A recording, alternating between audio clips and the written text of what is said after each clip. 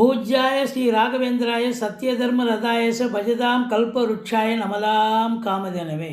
அப்பனே முருகா போற்றி, அப்பனே ஆஞ்சநேயா போற்றி, பட்டீஸ்வரம் விஷ்ணு துர்க்கையே போற்றி. உலகெங்கிலும் வாழ்ந்து கொண்டிருக்கும் ஸ்ரீ ராகவேந்திரா யூடியூப் சேனல் நேயர்களுக்கு டாக்டர் சைதை ராஜாவின் அன்பான வணக்கங்கள். நாம் இப்பொழுது இந்த எபிசோடில் ஆகஸ்ட் மாத ராசி பலன்களை பார்க்க போகிறோம். இது மொத்தம் 31 நாள் உள்ளடக்கியது. ஆடி 16 முதல் ஆவணி 15ஆம் தேதி வரைக்கும் இந்த ஆகஸ்ட் மாதம். இந்த ஆகஸ்ட் மாதத்தில் 8/8/2025 பௌர்ணமி திதி வருகிறது. 22/8/2025 சர்வ அமாவாசை திதி வருகிறது. இதுவரைக்கும் எங்கள் சேனலை பார்த்து கொண்டிருக்கும் அன்பர்கள், சப்ஸ்கிரைப் செய்யாதவர்கள் சப்ஸ்கிரைப் செய்து கொள்ளும்படி கேட்டுக்கொள்கிறோம். ரைட் சைடில் சப்ஸ்கிரைப் இருக்கும், பெல் பட்டன் இருக்கும், ரெண்டுத்தையும் ப்ரெஸ் பண்ணிங்கன்னா அடுத்த நொடியே எங்களுடைய வீடியோ உங்களை நோக்கி வர துவங்கிவிடும். வாங்க ராசிக்குள் செல்லலாம். கடகராசி அன்பர்களுக்கு வணக்கம். கடகராசி காலபுருஷனுக்கு 4வது ராசி. சந்திர பகவான் ஆட்சி பெறும் வீடு. சந்திரன் ஒரு ராசியும் 2.25 நாள் பிரவேசம் செய்கிறார். ஒரு மாதம் முழுவதும் 12 ராசிக்கு ஒரு ரவுண்டு வரார். இந்த கடக ராசிக்கு இந்த ஆகஸ்ட் மாத கிரகங்கள் எப்படி இருக்கின்றன, எப்பேற்பட்ட பலனை தரப்போகின்றன என்பதை பார்க்கலாம். இந்த கடக ராசியில் என்னென்ன நட்சத்திரங்கள் இருக்குது அப்படின்னு பார்த்தீங்கன்னா, புனர்பூசம் 4ஆம் பாதம், பூசம், ஆயில்யம் நட்சத்திரம் உள்ளடங்கியது இந்த கடகராசி. இந்த கடகராசியில் பாருங்கள், முதல் 16 நாள் 2ஆம் இடத்துக்கு ஆதிபத்தியம் பெற்ற சூரியன் கடகராசிக்கு வந்து அமர்கிறார். அடுத்த 15 நாளைக்கு பிறகு அவருடைய வீட்டுக்கு அவர் ஆட்சி பெறுகிறார் சூரியன். புதன் 3க்கும் 12க்கும் ஆதிபத்தியம் பெற்ற புதன் ராசியில் 23 நாள் அதிகபட்சமாக இருக்கார். 11க்கும் 4க்கும் ஆதிபத்தியம் பெற்ற சுக்கிரன் 19 நாள் உங்களுக்கு 12 இருந்தாலும் 12 நாள் ராசியில் வந்து கடக ராசியில் வந்து அமர்கிறார். குரு 12 இருந்த போதிலும் குரு பார்வை கோடி நன்மை. 4ஆம் இடம், 6ஆம் இடம், 8ஆம் இடத்தை பார்க்க போது. சனி பகவான் பொறுத்தவரையிலையும் 9 இருந்தாலும் அவர் வக்ரகதியில் இருக்கிறார். இப்படி கிரகங்களுடைய நிலை, சஞ்சார நிலைகள் இருக்கின்றன. இந்த கடக ராசிக்கு இந்த ஆகஸ்ட் மாத கிரகங்கள் ஓரளவுக்கு நிச்சயமாக நன்மைகள் தரும் என்று உறுதியாக நம்பலாம். முதல்ல நம்ம வந்து 2ஆம் இடத்து அதிபதி ராசியில் வந்து அமர்கிறார் சூரியன். 2 சூரியன் 2லேயே ஆட்சி பெறுகிறார். பட் கேதுவோடு இணைவது சரியல்ல. இருந்தாலும் பொதுவாக பார்க்கும் பொழுது வருமானத்தில் தடை இருக்காது, நல்ல வருமானம் இருக்கும். ஏன்னா 11ஆம் இடத்து அதிபதியே ராசியில் வந்து அமர்றார். வருமானம் இருந்தாலும் செலவினங்கள் நிச்சயமாக இந்த கடகராசி அன்பர்களுக்கு செலவினங்கள் கட்டுக்கடங்காது. செலவு நிறைய வரும். அது சுப செலவாக தான் இருக்கும், ஒன்றும் பயப்படாதீங்க. அசுப செலவுக்கு வேலையே கிடையாது. குரு 12 இருக்கார் பாருங்கள். பாக்கியாதிபதி 12 இருக்கார். அப்போ நீங்கள் வந்து வெளியூரோ வெளிநாடோ வெளி மாநிலமோ போகிறீங்க. அது டூர் மாதிரி போகலாம், அல்லது நீங்கள் உங்கள் பிள்ளைகளோ இப்போ உறவினர்களோ வெளிநாட்டில் இருக்கலாம், அவங்க போய் பார்த்துட்டு வருவீங்க 1 மாதம் 2 மாதம்னு.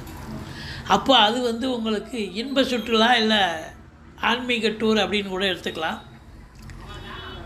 ஆத்ம திருப்தியும் சந்தோஷமும் கண்டிப்பாக கிடைக்கும் அப்படின்னு சொல்லலாம். மொத்தத்தில் பார்க்கும்பொழுது இந்த 2ல் கேது இருக்கிறது சரியில்லாத சூழலுங்க. பேசுவதில் எச்சரிக்கையாக பேச வேண்டும்.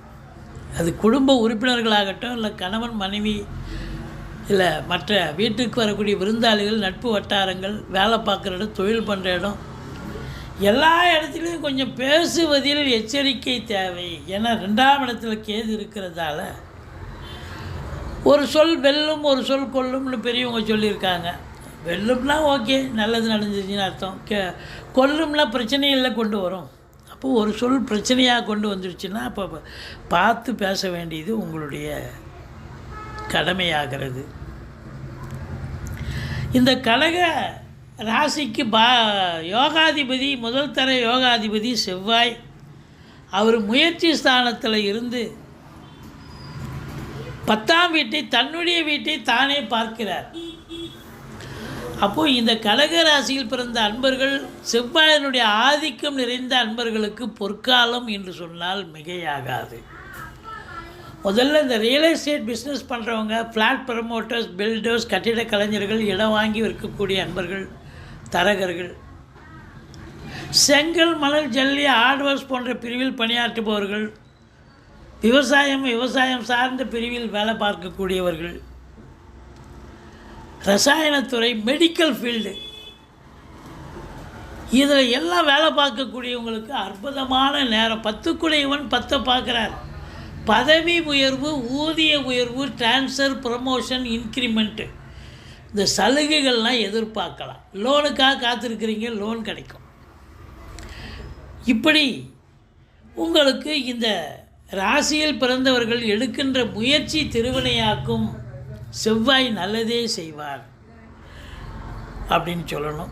சூரியனும் பார்த்திங்கன்னா ராசியில் 15 நாள் இருக்கார். அடுத்தது 2ஆம் இடத்துல 5 நாள் இருக்கார். அப்போது இந்த ஐஏஎஸ், ஐபிஎஸ், ஐஎஃப்எஸ் அதற்கு நிகரான பணியில் இருக்கும் அன்பர்கள்,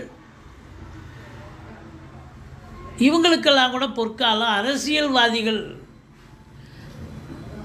தங்களுடைய திறமையால் மேலிடத்தில் செல்வாக்கினை பெறக்கூடிய காலகட்டமாக இது விளங்கப் போகிறது அப்படின்னு சொல்லலாம். குரு 4ஆம் இடத்தை பார்க்குது. 4ஆம் இடம் சுக்கிரனுடைய வீடாக இருப்பதால் வீடு வாங்கலாம், மனை வாங்கக்கூடிய ஒரு நிலை இருக்கும். வீடு, மனை, காலி மனை, இல்லை ஃப்ளாட்டுக்கு வாங்கலாம், இல்லை வீட்டை அலங்காரம் பண்ணலாம். இன்டீரியர் டெக்கரேஷன், மாடுலர் கிச்சன் என்னென்னு சொல்கிறாங்களே இதெல்லாம் பண்ணக்கூடிய நிலை. அல்லது பெயிண்டிங் பண்ணுவீங்க. இப்போது வீடை இன்னும் உள்பக்கமாக வெளிப்பக்கமாக பெயிண்ட் பண்ணக்கூடிய ஒரு நேரம் இது. அற்புதமான நேரம். இதில் சுக்கிரனுடைய வீடாக இருக்கிறதால பார்த்திங்கன்னா ஒரு சிலர் பழைய வண்டி விற்றுட்டு புது வண்டி கூட வாங்கக்கூடிய நிலை இருக்கும். இல்லை புதுசாகவே 4 வீலர் வாங்கக்கூடிய அமைப்பு ஏற்படும். சுக்கிரனுடைய ஆதிக்கம் நிறைந்த அன்பர்கள் இருப்பாங்க. அவங்களுக்கெல்லாம் பொற்காலம்னு சொல்லலாம். அதாவது இன்டீரியர் டெக்கரேஷன், அழகு, ஒப்பனை நிலையம், பெயிண்டர்ஸு, ஆர்டிஸ்ட்டு, இவங்களுக்கெல்லாம் அற்புதமான நேரம். அதுலேயும் சினிமா கலைஞர்கள், சினிமா இண்டஸ்ட்ரியில் வேலை பார்க்கக்கூடியவர்களுக்கு பொற்காலம் என்று சொல்லலாம்.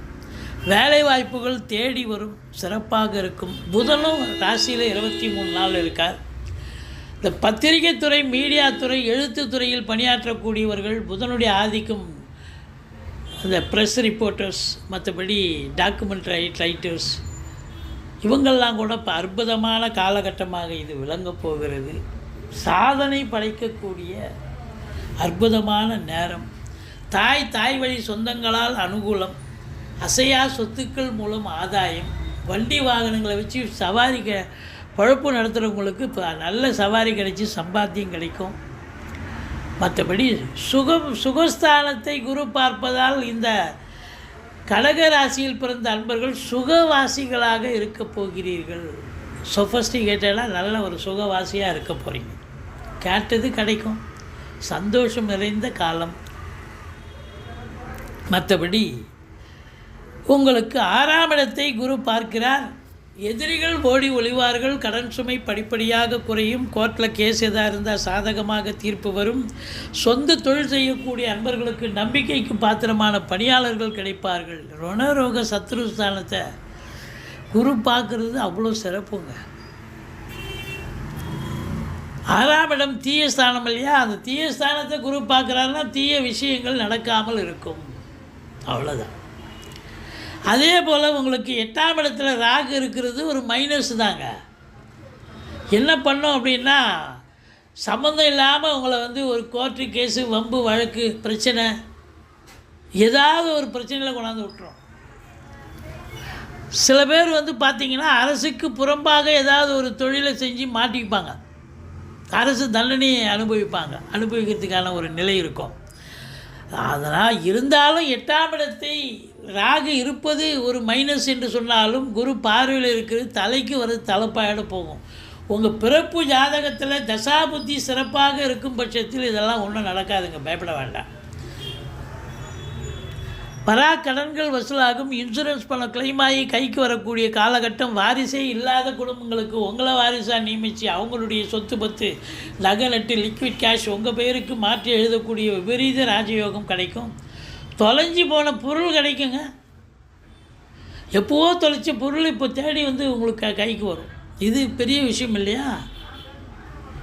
அடுத்தது 9ல் ராகு சனி இருக்கார். தந்தைக்கு இடர்பாடுகள் வரும். சனி ஆக்சுவலாக வக்கிரமாக தான் இருக்கார். தந்தைக்கு இடர்பாடுகள் வரும்.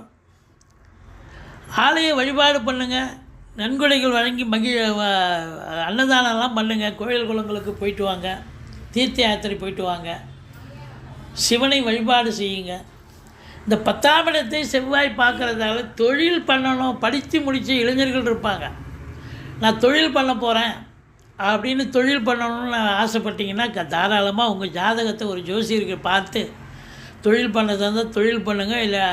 இல்லைன்னா நீங்கள் படிப்புக்கு உண்டான வேலைக்கு போகணுன்னா வேலைக்கு அந்த டிபார்ட்மெண்ட்லேயும் வேலை வாய்ப்பு கண்டிப்பாக கிடைக்கும். ஏன்னா 10 குடையவன் 10 பார்க்குறாங்க. அப்போது நீங்கள் வெட்டியாக இருக்க முடியாது. நான் வீட்டில் உட்காந்துருக்கேன் அப்படின்னு. ஒன்று வேலைக்கு போகணும், இல்லை தொழில் பண்ணணும். ஏதாவது உங்களை பிஸி ஷெட்யூலில் கொண்டாந்து விட்டுருவார் இந்த செவ்வாய் பகவான். அதாங்க முக்கியமான ஒரு விஷயம். இல்லை ஒரு சிலர் தொழிலை கூட மாற்றி அமைக்கலாம். எனக்கு இந்த தொழில் செட் ஆகலைங்க, நான் தொழிலை மாற்றிக்கிறேன். தாராளமாக மாற்றிக்கலாம். இல்லை தொழிலை கடனை உடனே வாங்கி தொழிலில் நீங்கள் விரிவாக்கம் பண்ணலாம். அல்லது இன்னொரு பிரான்ச்சு கூட ஓப்பன் பண்ணலாம் அப்படின்னு சொல்லணும். மற்றபடி இந்த செவ்வாய் பெரும்பாலும் பார்த்திங்கன்னா இந்த காவல்துறை, தீயணைப்புத்துறை, மருத்துவத்துறை, இராணுவத்துறை, இந்த யூனிஃபார்ம் போட்ட செக்யூரிட்டிஸ் இவங்களுக்கெல்லாம் ஒரு யோகம் நிறைந்த காலம். வேலைவாய்ப்புக்காக முயற்சி பண்ணுறவங்களுக்கு வேலைவாய்ப்பு, ப்ரமோஷனுக்காக காத்திருக்கிறவங்க ப்ரமோஷனு, ட்ரான்ஸ்ஃபருக்காக ட்ரை பண்ணுறவங்களுக்கு ட்ரான்ஸ்ஃபரு. இப்படி உங்களுக்கு எல்லா நிலைகளிலும் உங்களுக்கு நல்லது நடக்கப் போகிறது என்று சொன்னால் மிகையாகாது. ஆனால் உங்களுக்கு 11ஆம் இடத்தை சனி பார்க்கிறார். எண்ணிய செயல் ஈடேறுவது கொஞ்சம் கடினம். ஃபஸ்ட் அட்டெம்ப்ட் ஃபெயிலியர் ஆகி அதுக்கப்புறம் செகண்ட் அட்டெம்ப்ட் தான் பெருசாக சக்ஸஸ் ஆகும். மூத்த சகோதரம் இருந்தால் அவருக்கும் உங்களுக்கும் கருத்து வேறுபாடு வரும். முதல் திருமணம் முறிவு ஏற்பட்டு 2வது திருமணத்திற்காக காத்திருப்பவர்களுக்கு இன்னும் காலதாமதத்தை இந்த சனி பகவான் ஏற்படுத்தி தருவார். சனி பார்வை 11ஆம் இடத்தை பார்க்குறதால. மற்றபடி உங்களுக்கு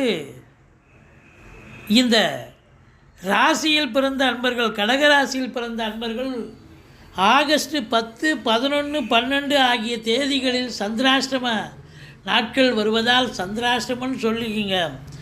எந்த ஒரு பிரச்சனையும் தலைக்கு வர்றது தலைப்பாயோட போகும். வேலை பார்க்குற இடத்துல சந்திராஷ்டமன்னு சொல்லிக்கிங்க. ஒரு முறைக்கு 2 முறை சொல்லிட்டிங்கன்னா எந்த பிரச்சனையும் அப்படியே ஞாபகத்தில் வச்சுப்பீங்க. யாராவது சண்டை போட வந்தாங்க, பிரச்சனை பண்ண வராங்கன்னா நீங்கள் சூதனமாக நடந்து அந்த பிரச்சனையை முற்றுப்புள்ளி வச்சுருவீங்க பிரச்சனைக்கு. அதுதான். இரவு பிரயாணம் கண்டிப்பாக கூடாது. அந்த 3 நாளாக நீங்கள் ஆஃபீஸ் கோயராக இருந்தாலும் சரி, இல்லை கடகன்னைக்கு வழக்கமாக போகிறவங்களாம் இந்த சொந்த வண்டி வாகனங்களை பயன்படுத்தாதீங்க. வாடகை வண்டியில் போங்க. ஏன்னா சப்போஸ் நீங்கள் ஆஃபீஸ் கோயராக இருந்துன்னு வச்சுங்க, ஆஃபீஸ் போகிறவங்களா இருந்தால் சொந்த வண்டியில் போய் பாதியில் ரிப்பேர் ஆகி அது ரிப்பேர் பண்ணிக்கிட்டு அதுக்கப்புறம் நீங்கள் ஆஃபீஸ் போக முடியாது, திரும்பி வீட்டுக்கு தான் வரணும். அப்படி ஒரு சூழல் ஏற்படலாம். இல்லை நீங்கள் பர்மிஷன் போட வேண்டியிருக்கும், அதிகாரிக்கிட்ட வாங்கி கட்டிக்க வேண்டிய சூழ்நிலை வரலாம். அதனால் எச்சரிக்கையோடு இருங்க. மற்றபடி ஒன்றும் பயம் கிடையாது. நிச்சயமாக இந்த கடகராசியில் பிறந்தவங்களுக்கு நிச்சயமாக ஒரு யோகமான காலம்தான். நல்லதே நடக்கும். முருகப்பெருமானை வணங்குங்கள். வாழ்க்கை வளமோடும் நலமோடும் அமையும். இதுவரைக்கும் எங்கள் சேனலை பார்த்தமைக்கு நன்றி. எங்கள் வீடியோ பிடிச்சிருந்தால் லைக் பண்ணுங்கள், ஷேர் பண்ணுங்கள், சப்ஸ்கிரைப் பண்ணுங்கள். மறக்காமல் சப்ஸ்கிரைப் பண்ணுங்கள். நன்றி. வாழ்க வளமுடன்.